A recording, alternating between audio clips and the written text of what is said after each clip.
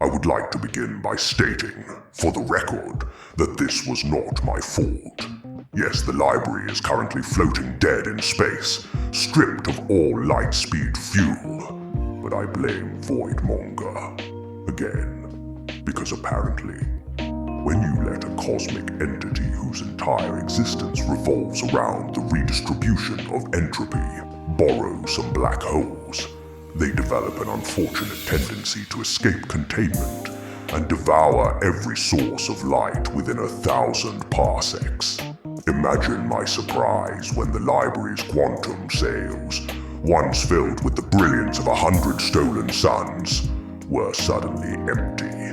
And so, dear patrons, we fell. As it turns out, when an infinite multidimensional archive of all knowledge loses propulsion, it tends to crash into things.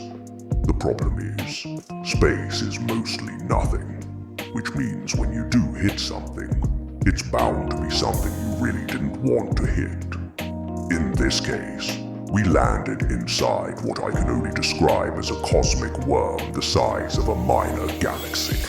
A sentient, bioluminescent worm, no less, currently experiencing what I am told is severe gastrointestinal distress. Oh, and it has a deep, passionate love for karaoke. The library's impact should have been catastrophic, but instead we landed with an unsettlingly soft squelch, which is not a sound I enjoy hearing while piloting an eldritch megastructure through space. I let my tentacles rest on the control panel, exhaling slowly. Library AI, I intone. Where precisely have we landed? Analysis complete. The library's monotonous voice replies. We have entered the digestive tract of a Type 14 celestial worm, bioluminescent, emotionally unstable, experiencing severe gastrointestinal distress. Wonderful. And the karaoke? The worm has self-soothing behaviors. Right on cue, the walls begin to vibrate with song. And we'll always love you. I have never hated anything more in my life. I rub my temples with 2 tentacles, already feeling the migraine of the eons forming in my mind. So, to summarize, we are trapped inside a giant emotionally unstable worm that sings power ballads when it's upset. Correct. And its digestive issues. Origin unknown. However, symptoms suggest a foreign cosmic object lodged in its intestinal tract. I sigh, glancing at the undulating bioluminescent walls of the worm's insides. If I fix its stomach problem, do you think it will stop singing? Probability suggests a 76% reduction in musical outbursts. I rub my temples harder. Good enough. I reach out with my mind, projecting my voice into the worm's consciousness. Listen here, you overgrown esophagus. The worm sniffles, actually sniffles, sending a wet tremor through its cavernous body. Who is that? I am Cthulhu, I declare, and I am currently trapped inside your large intestine. Oh, the worm's voice is deep and oddly wistful. That sounds unpleasant. Yes, I assure you it is. A pause. Then in the most melancholic voice I have ever heard from an invertebrate. Would you like to sing with me? I experience a profound moment of internal conflict. I consider very briefly the sweet release of oblivion. No, I say firmly. What I would like is for you to hold still while I extract whatever horrible cosmic object is making you emotionally and digestively unstable. The worm whimpers. Okay, but can I sing one more song first? I grind my many teeth together. Fine. And then the worm begins an excruciatingly heartfelt rendition of My Heart Will Go On. I have never loathed existence more than in this moment. As the worm belts out the chorus, I extend my essence into its stomach and immediately feel the intense gravitational pull of a rogue black hole. There's the problem. It doesn't take a genius to realize what's happened here. One of Voidmonger's escaped black holes must have drifted into the worm's mouth mid-space travel, and now, instead of digesting its last meal, it's been swallowing reality itself. I focus, tendrils of eldritch energy wrapping around the singularity, and yank. The black hole resists, of course. They always do. There is nothing in this universe more stubborn and insufferable than a half-formed singularity, except perhaps Zeus when told he isn't allowed to interfere in library affairs. Both of them have an unhealthy appetite for destruction. With one final pull, I rip the black hole free. The worm lets out a shuddering gasp, and then silence. Blissful, beautiful silence. The library AI hums. Black hole successfully extracted. The worm's emotional state has stabilized. I sigh, tossing the singularity into containment before it can try anything. Finally, library AI, prepare for reactivation of the light speed engines. Engines restored. The worm's voice echoes faintly in my mind. You saved me. Yes, you're welcome. I grumble. Try chewing your food next time. The worm sniffles. Can I sing you a goodbye song? I immediately punch the light speed drive into full acceleration. As the library lurches forward into the void, I hear, just before we breach dimensions, just think of me as the pages in your diary. I need a drink, but as it would soon become abundantly clear, I would need more than a drink because my problems have a tendency to boomerang, and I would like to begin this tale again with a declaration, one I have made far too many times. I am not responsible for this. The library had barely escaped the gravitational disaster that was an emotionally unstable, karaoke-loving cosmic worm with digestive issues, and I had allowed myself a fleeting moment of relief. A mistake, because no sooner had I resumed our lightspeed journey through the void when the alarms blared again. Library AI, I grumbled, already exhausted. Tell me it's not what I think it is. Scanning, the AI replied. Confirmed, we are being pursued. I pinched the bridge of my nose with two tentacles. By what? Analysis complete, the AI said. Pursuing entity identified as Type 14 Celestial Worm. Emotional distress. Resolved. Current behavioral pattern. Imprinting. I felt a headache so ancient and vast it could have collapsed into a black hole. The worm had imprinted on me. Oh no, I muttered. No. We are not doing this. The walls of the library began to shake as a familiar, terribly enthusiastic voice thundered through the ship. Friend, I have found you! By the rotting stars, the worm was following us, across dimensions, through folded space-time, somehow bypassing every known law of physics and personal boundaries to attach itself to the library like an overly affectionate galaxy-sized lamprey, and it was thrilled about it. I could hear it humming just outside our hull, vibrating the entire structure with barely contained excitement. This is unacceptable, I said to no one in particular. This is the opposite of what I wanted. Solution suggestion, the library AI offered. Would you like to relocate to another dimension where the worm cannot follow? Yes. Processing. Error. The worm is already there. I screamed internally. I activated the external communication channels, knowing full well I would regret it. Worm, I said, voice carefully measured. Why are you here? Friend, the worm boomed, completely ignoring my tone. I missed you. I thought we had such a lovely time together, and I have so many more songs to share with you. I physically recoiled. No. Yes. I felt a migraine form in dimensions I didn't even exist in. Listen very carefully. I am not your friend. I fixed your problem. That is all. You're free to go. The worm let out a noise somewhere between a purr and a subharmonic collapse of reason. But I like you. The entire library groaned as it curled around us in affection. I spent the next 6 hours trying to shake it off. Dimensional jumps. It followed. Quantum evasion. It adapted.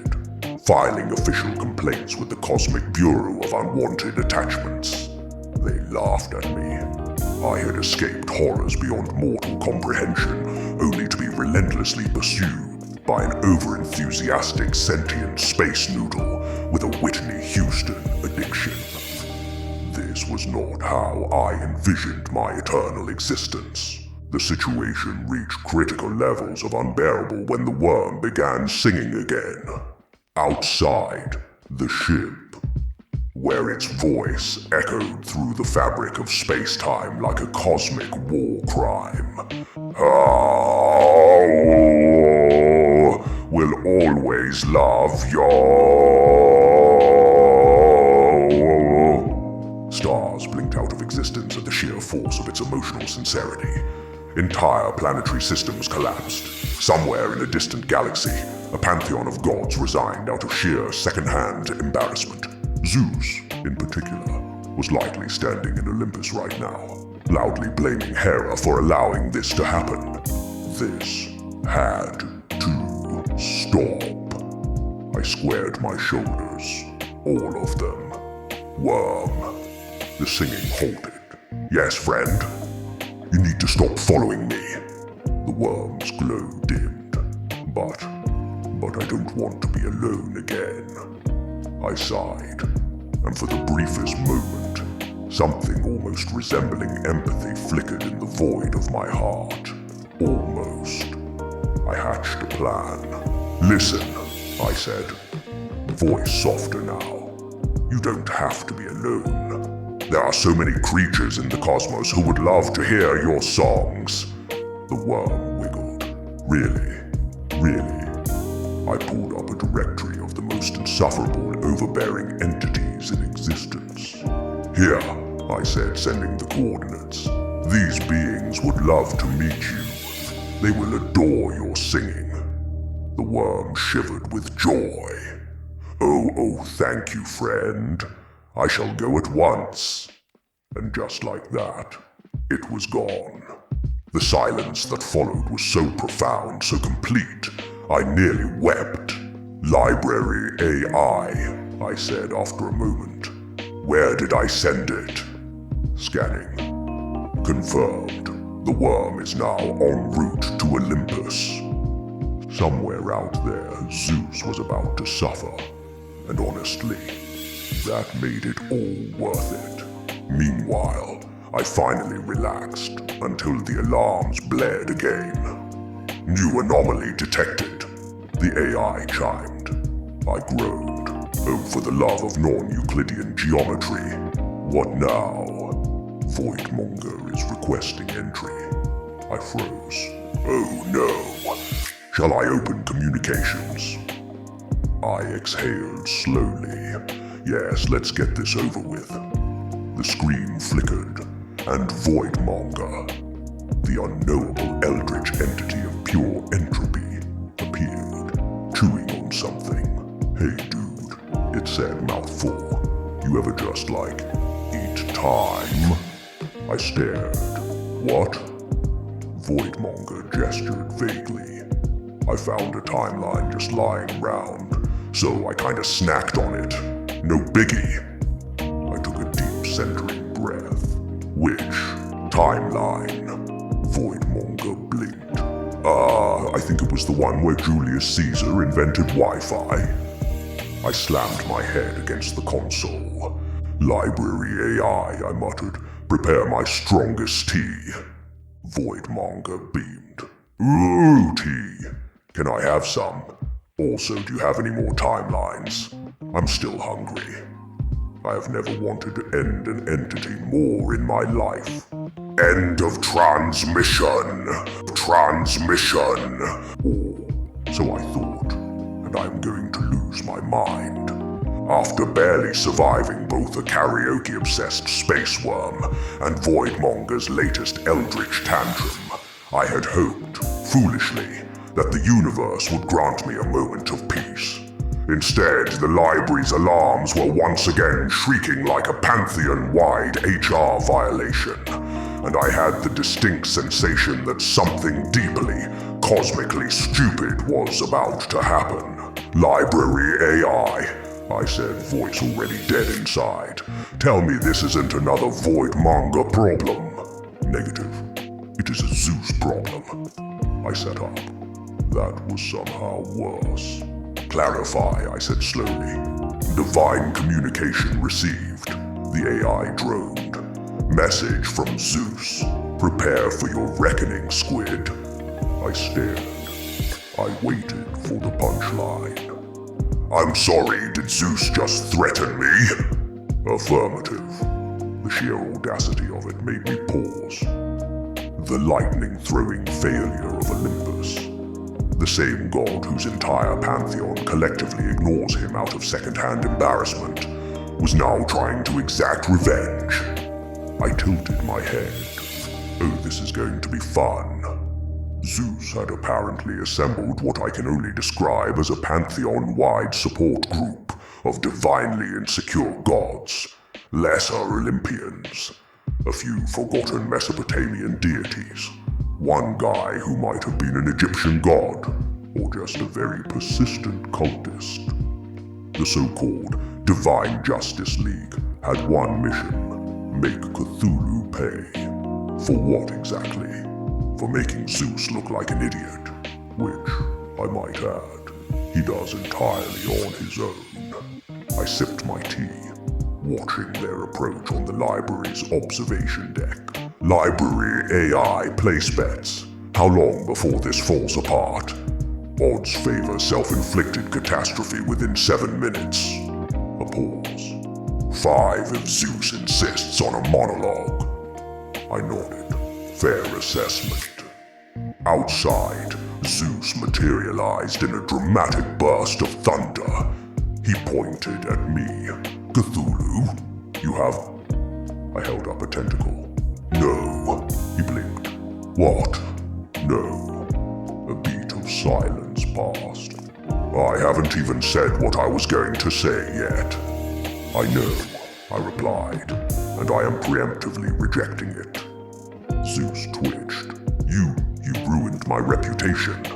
Incorrect, I said, sipping my tea. Your own actions ruined your reputation. I merely provided the cosmic stage upon which you humiliated yourself. His eye twitched. You sent a singing space worm to Olympus. And it won't leave. I nearly choked on my tea. Wait, it's still there. Zeus threw his arms up. Yes, it's still there. It thinks Hera is its mother now. That was spectacular. I leaned forward, fully entertained. And what exactly do you want me to do about it? Zeus's divine coalition, already looking deeply uncertain about their life choices, shifted awkwardly as he ranted. You're going to pay, Cthulhu. I've assembled a divine army, and today we reclaim my honor. I was about to respond when the alarms blared again. New anomaly detected. The AI chimed. I groaned. Oh, for the love of non-Euclidean geometry. What now? The screen flickered. Voidmonger had arrived. Voidmonger. The incomprehensible brat of entropy itself, phased into existence chewing on something. Yo, dudes, it said, waving. What you doing? Zeus, already off balance, frowned. Who? What is that? Voidmonger blinked at him, then grinned. Oh hey, are you the guy who got dunked on by a space worm? That was hilarious. Zeus turned red. That was your fault, Cthulhu. I was too busy processing what Voidmonger was eating. Voidmonger, I said carefully. What is that in your mouth? Voidmonger paused mid-chew. Time, I exhaled sharply. Whose time? Voidmonger made a vague motion. Not sure. Might have been Zeus's past victories. Silence. Zeus froze. I'm sorry, what? Voidmonger licked its eldritch lips. Yeah, man, I was hungry. Found a bunch of old glowing Zeus triumphs just floating around in the cosmic archives. So, I ate them. Zeus's eye twitched so hard I thought he might explode. You ate my glorious history. Voidmonger shrugged. Bro, you were kinda mid. Zeus screamed. The heavens literally cracked. Lightning poured from the skies as he launched himself at Voidmonger, which, I might add, was a horrible idea. Because the moment Zeus made contact, Voidmonger, in its infinite yet completely oblivious power, accidentally forgot to maintain cause and effect. The battlefield collapsed into sheer nonsense. Zeus's lightning bolts turned into interpretive dance moves. His divine army, mid-charge, suddenly began speaking in reverse. Half of Olympus turned into rubber ducks. I sipped my tea. There it is. Voidmonger, meanwhile, was giggling like a cosmic toddler. Oh wow, this is so weird. What did I do? You unraveled reality, you gilded idiot, Zeus shrieked, currently hovering upside down, while glitching through dimensions. Voidmonger gasped. Oh no, should I put it back? Yes, Voidmonger waved a hand. Everything snapped back into place. Zeus, disoriented, blinked. Wait, what was I doing? I smirked, trying to fight me. Zeus visibly reconsidered his entire life. I'm going home. I leaned back, victorious. Wise choice. Voidmonger floated up. Hey, Cthulhu, can I eat more time? I sighed. We'll discuss it after tea. End of transmission. End of transmission.